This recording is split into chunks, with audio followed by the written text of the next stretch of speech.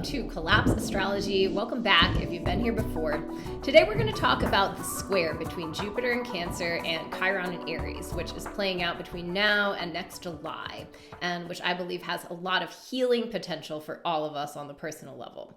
On the collective level, I do think this is a transit that will inspire courage and compassion, even in the face of the evil that seems to be gathering more and more steam here in the world. I'm not predicting a big reversal of the way that things are going, but I do think that this square will bring out the best in humanity. And it could also be a time when the universe kind of gives us some lucky breaks, maybe some spontaneous or random seeming events that actually support the people that are moving in the direction of life and love and creation as opposed to death and destruction.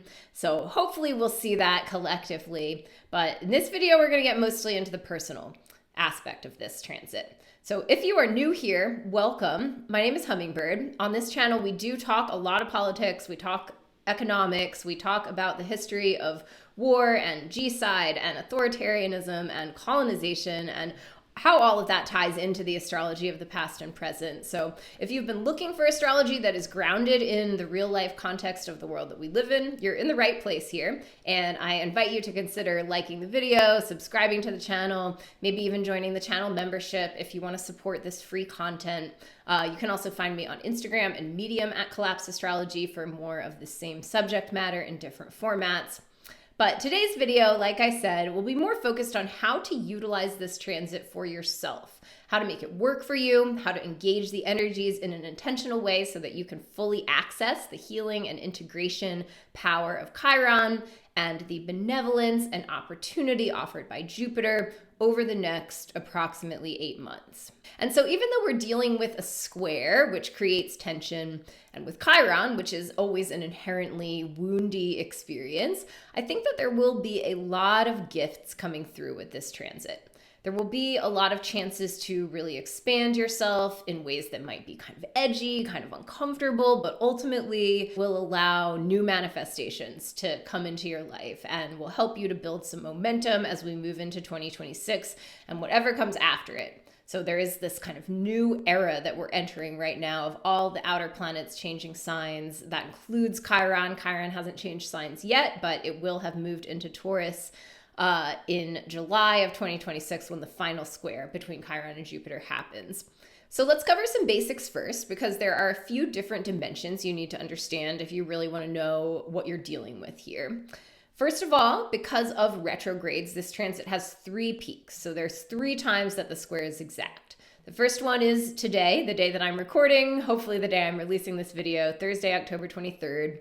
The second square is on December 21st of this year. The third square is July 1st of 2026.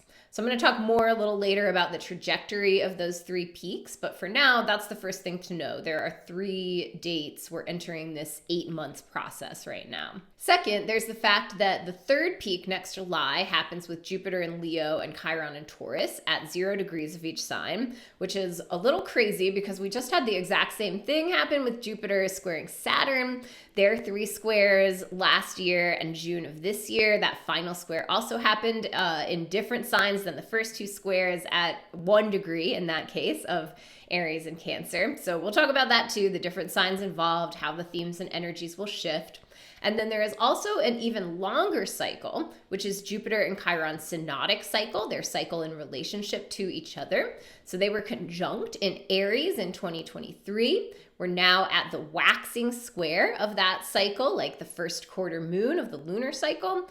And this cycle doesn't complete until 2036. So yeah, you can look at this up close. You can zero in on right now in your life, what effect Chiron and Jupiter are having right now. But you can also zoom out to look at these longer timelines. And especially the timeline of the 3 squares and the sign change, I think are really important for working consciously with this transit. But to start with just the square on its own, we're talking about Jupiter in Cancer, where it's been since June of this year, and Chiron in Aries, where it has been since 2018.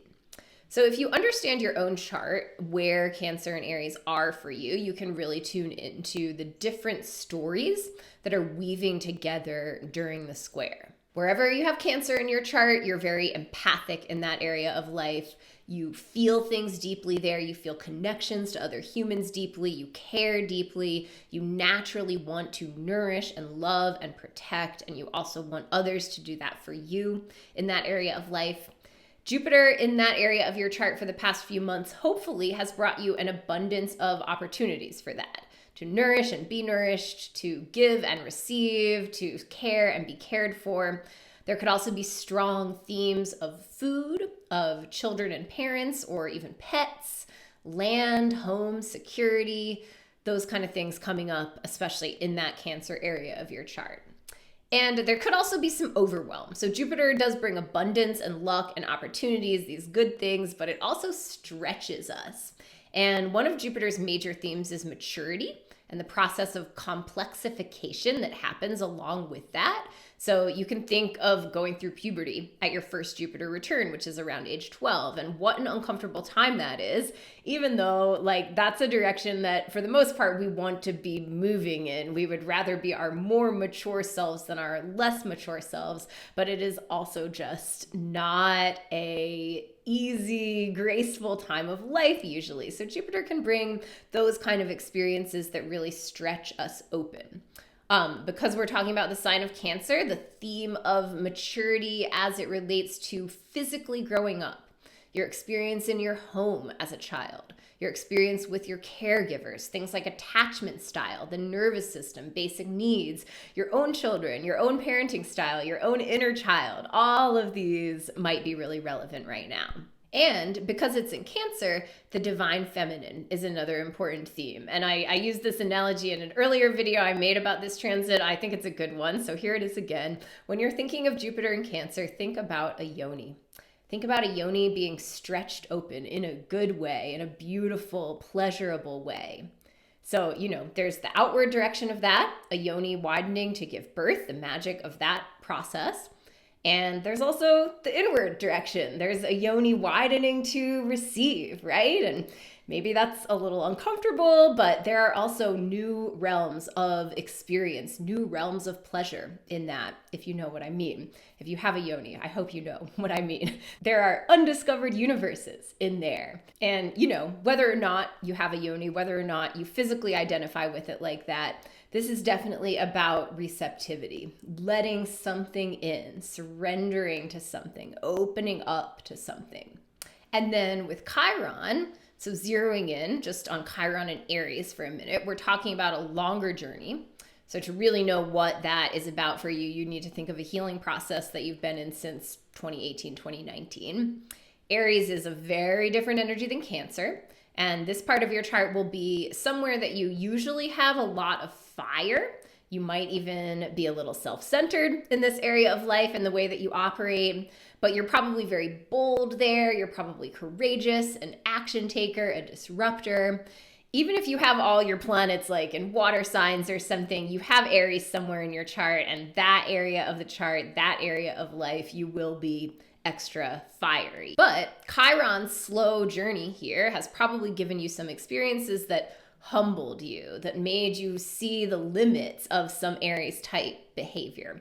And it might still have you feeling a little bit like the flame that you can usually rely on there is a little bit weak. So you might feel less confident about something than you used to. You might be more cautious and more self-aware than you used to be about being disruptive or speaking out or about impulsive actions or decisions, all those kinds of things. And you might also have gone through sort of an identity crisis in this area of your life in the past several years. You might be feeling more settled than you used to be in your identity than, say, in 2020. But you might also still be feeling unsure about yourself, your presentation of yourself, the labels you use, your political identity, what you really stand for, what you're really rooted in, etc. And I have so much to say about Chiron in general, about Chiron and Aries in particular, both on the personal and collective levels. That really deserves its own video, so I'm not going to do that deep dive here. But my basic Chiron advice, which my regular viewers and clients are probably already familiar with, but that is to treat Chiron in your natal chart and by transit the way that you would treat a wound, which means treat it with tenderness, with compassion, with not pushing, not expecting the wound to suddenly overnight heal and not be a wound, not be uncomfortable anymore. Okay, so what does it mean that these two planets are squaring each other? Wherever there is a square, there is tension. There are two different points in the chart that feel like they're going in different directions or like they have different needs. And the key to working with a square is to leverage the tension, to embrace it instead of avoiding it. So squares are usually moments that feel like turning a corner. That can take some effort. It is not necessarily an energy that just flows without real legitimate directed action. But when you do take action, when you do sort of face the discomfort of the tension between the 2 points and you move with that, you do the things that need to be done. When you activate the square that way, it can be a time of really big change and really big transformation. Now, I do get the feeling that between Chiron and Jupiter, there's a little more subtlety than with the square we just went through between Jupiter and Saturn, for example. The tension will be more subtle. The action will be more subtle. And the result may also be more subtle, but that doesn't mean that it's ultimately any less impactful than any other kind of square. Basically, you'll probably notice one part of your life where there is this Jupiterian expansion happening, and another part, wherever Aries is, where you feel unsure of yourself. And the expansion is probably activating or triggering or somehow contributing to the insecurity. But it may also be bringing up a part of your psyche, like bringing it into view in a way that you haven't experienced before. So you might be integrating something, some part of your own wounding. Jupiter can be like a magnifying glass or an amplifier, so it tends to kind of expose, like pull back the curtain, make something visible. This may be something physically, materially for you that you're seeing, or it may be more something psychic or psychological that you are starting to see more clearly. And so how to work with this square? So for this first round, I am unfortunately only getting this video out the day that the square is exact, but maybe you have already been working with this energy, even if you weren't aware of the astrology. And also maybe there are some places that are still kind of available to like nudge the field, ways that you can leverage the energy a little more. So in terms of action right now, again, it is going to be subtle. But I would recommend look for ways to both give and receive that feel natural and loving and also humbling. I would say like look for ways to humble yourself right now. That's probably a really healing thing to do in this energy field. And if you're feeling abundant, whether that is physical resources or abundance of energy, love, time, bandwidth, etc., find ways intentionally to let that flow. If you are not feeling so abundant, if you're feeling scarce or you're kind of vacillating between expansion and then kind of a collapse or a shrinking of the nervous system and the energy field, look for ways to receive. So tuning into that divine feminine aspect of Cancer. Maybe you need to receive love. Maybe you need to receive nourishment. Maybe you need to receive encouragement or validation or affirmation. And maybe you can find this in your relationships. Maybe you can seek it out a little more intentionally if you're feeling scarce. And also maybe you can find ways to give those things to yourself, to fill your own cup in that sense. So if you're noticing some psychological wounding surfacing, be very gentle with yourself. Follow Chiron best practices, so don't expect the wound to suddenly be healed. Treat it tenderly, treat it the way that you would treat an actual wound. Don't judge your own sensitivity. Don't judge your own pain. Try to not judge yourself for being reactive if your wound gets triggered. So if you think of an actual wound, if you have an open wound on your arm, somebody brushes against it, even totally accidentally, it can still hurt. Somebody goes to try to heal it. Maybe they want to put some healing ointment or something on your wound. Just the touch can still hurt. It can cause a reflexive, like shrinking reaction, moving away, that kind of thing. So watch for those unconscious or subconscious responses in yourself and notice when they happen. but don't judge yourself for being reactive around your wound. Try to hold yourself again, just with a lot of tenderness and a lot of compassion. And also, don't take action that forces you into a wound. So, for example, if you have Aries in the 7th house, if Chiron is transiting your house of relationships, and say you're not in a long-term relationship, say that you're dating right now, and this might be a transit when you might even feel like, there might be some impulsive energy that wants to maybe make a big commitment to someone around this time, or just share all your intense feelings with someone. But I would say this transit is a time to maybe not do that. Maybe, hold back on making any kind of a commitment. And instead of blasting somebody with your own energy, maybe take the more subtle action of asking a pointed question or two of the person that you're dating. So that's just one example, depending on where Aries and Chiron are in your chart, what area of your life is being activated. But my point there is try to avoid right now pushing yourself into the wound. Instead, give the wound some space, give the wound some time, see what is unfolding without needing to poke it right in its center. You know what I mean? So, okay, that is the gist of the square itself.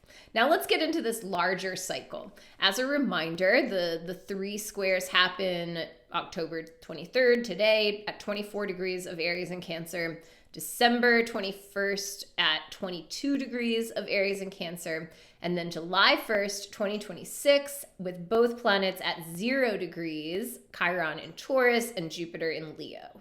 And like I mentioned before, we're coming out of the Jupiter-Saturn square, which had 3 peaks between the fall of 2024 and June of 2025.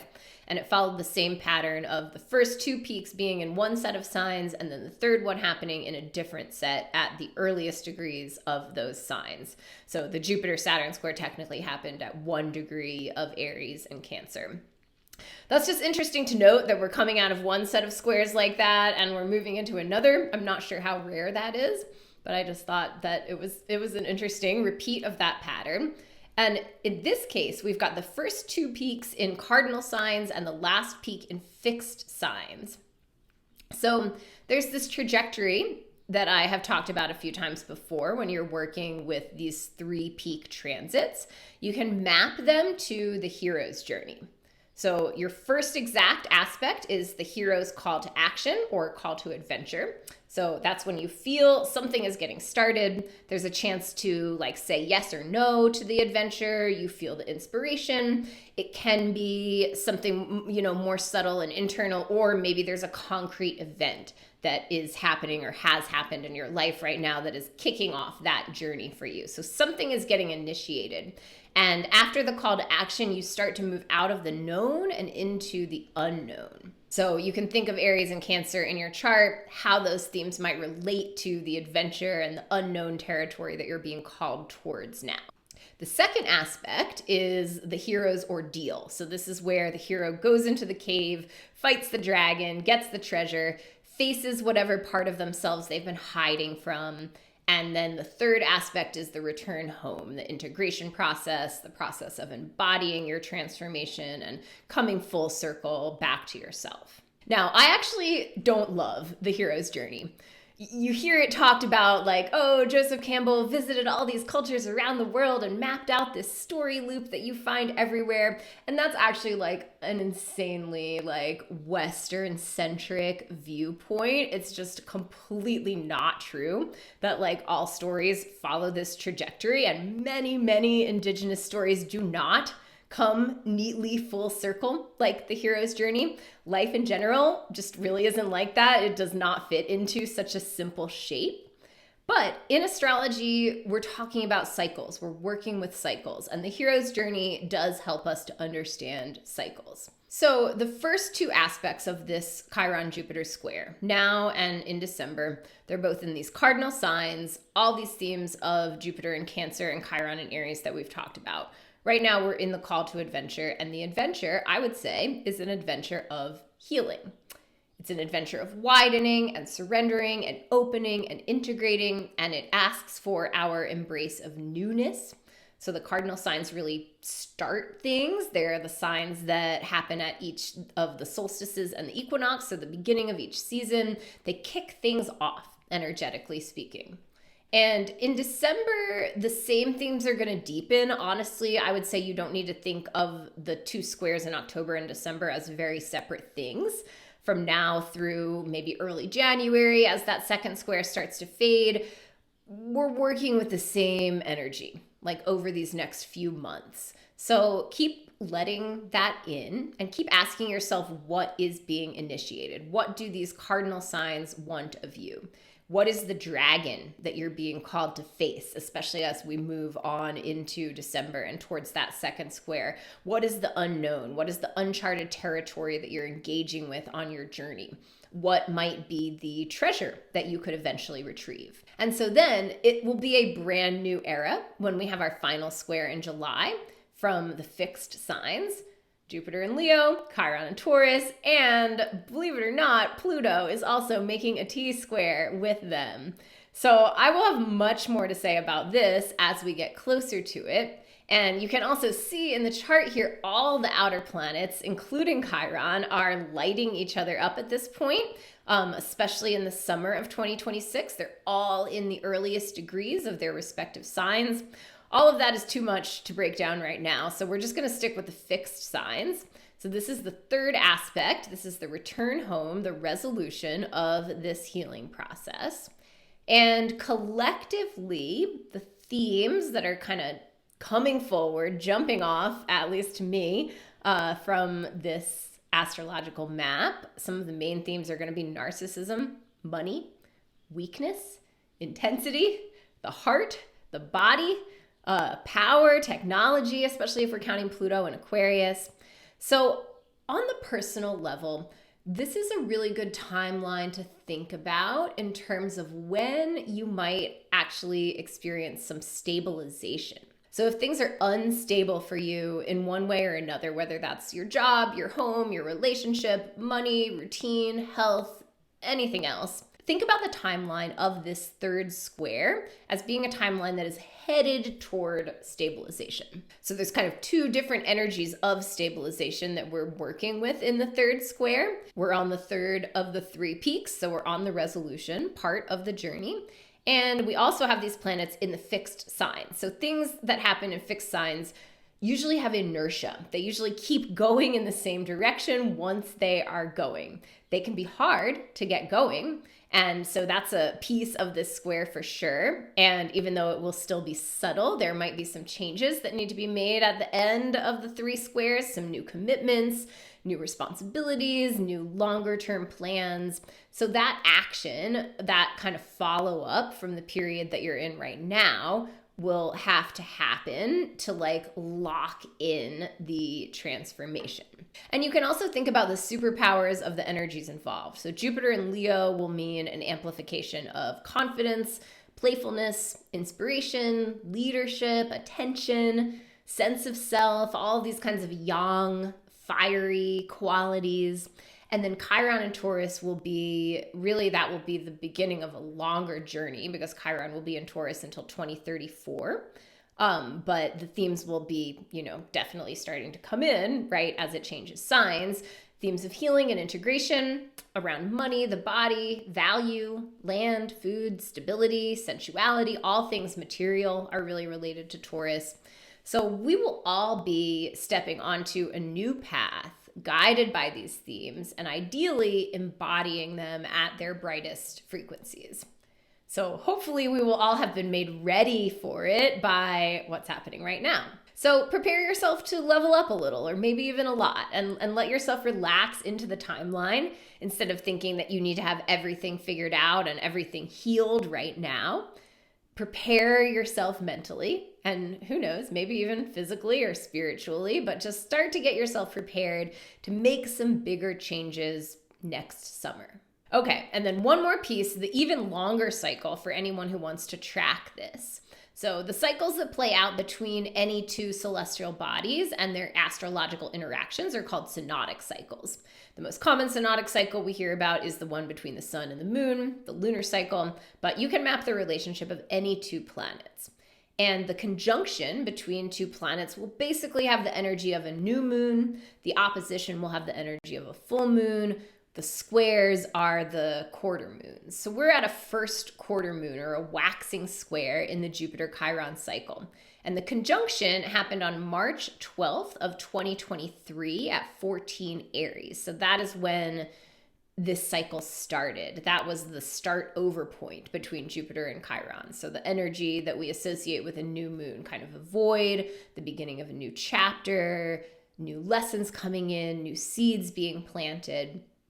And then the first quarter moon, or this waxing square of the cycle, it usually presents some kind of crisis. A corner that has to be rounded, maybe some adjustments that have to be made in your plans. And so you can think back, going back in time 2.5 years ago, what were you doing? Especially wherever Aries is for you. And what has Chiron taught you since then? What has integrated around your sense of identity or self? Are there places where you still feel weak or unsure or insecure? Are there threads that have, kind of carried you from that conjunction a couple of years ago into what you're experiencing now? And right now, what is ripe for action? What is ripe for change? What is this corner that needs to be rounded? I think that if you keep asking yourself that, you'll find yourself on the right path. So this transit does not end until 2034. The opposition between Chiron and Jupiter is in 2029. So if you track it long term, there will be something that started in 2023 that reaches sort of a full moon peak in 2029 and closes out by 2034. And right now, over the next 8 months, you're moving through the first quarter phase. So like I said, there can be some big adjustments. There can be some plans that you thought were going in one direction that might need to be redirected somewhere else. So again, just listen to your intuition or listen to your spirit guides and ask yourself, what is healing right now? What corner are you turning? What shifts are you making that will help you stabilize? Where can you be more receptive? I think that all of those can be very useful questions for asking yourself at this moment and as you're thinking about the long term. So that is it for this video. I will be back again soon with a deeper chart read than I've done before on Zoran Mamdani. I'm going to try to have that one out by Sunday night. And yeah, I've got a lot more coming down the pipe, starting to feel my inspiration coming back after being a little bit disconnected from this project for a couple of weeks. So I'll be back again. Thank you so much for watching and listening. Don't forget to hit like, hit subscribe, join channel membership if you want to support, and I will see you all again soon.